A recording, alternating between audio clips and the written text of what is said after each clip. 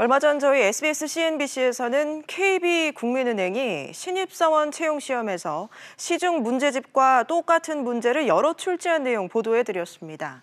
그런데 KB뿐만 아니라 공기업 시험에서도 논란이 된 문제들이 똑같이 출제된 것으로 확인됐습니다. 왜 이런 일이 반복되고 있는 건지 박연신 기자가 취재했습니다.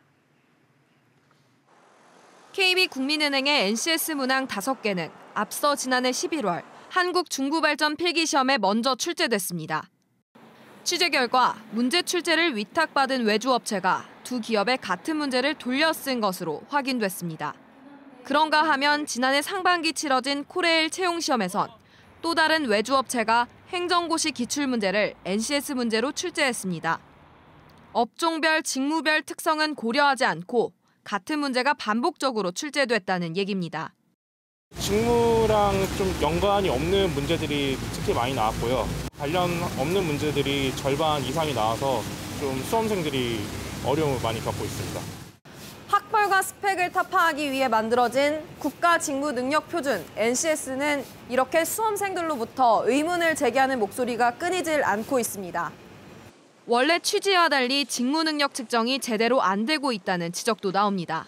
NCS 관련된 형태의 문제가 최근의 출제 경향을 보게 되면 보통 일반적으로 나오는 적성고사 문항 지문이나 토표보다 훨씬 더 크게 나와요. 그러니까 시간이 훨씬 더 부족한 거죠. 내가 봤던 문제가 있고 없고가 점수에 큰 차이가 나고 한두 문제, 두세 문제 차이로 당락이 결정돼. 현재까지 파악된 NCS 문제 관련 외주업체는 모두 29곳. 문제는 이들이 관리 사각지대에 있다는 겁니다.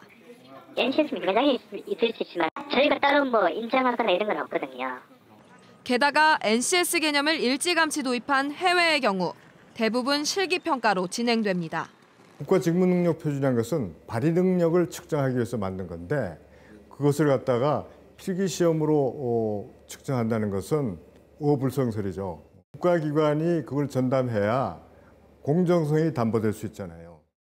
현재 NCS 시험 도입에 가장 적극적인 금융권의 경우 채용 비리 논란 때문에 문제 출제 과정에 개입하기를 꺼리고 있어 중복 출제 논란은 언제든 반복될 수 있습니다. SBS CNBC 박연신입니다.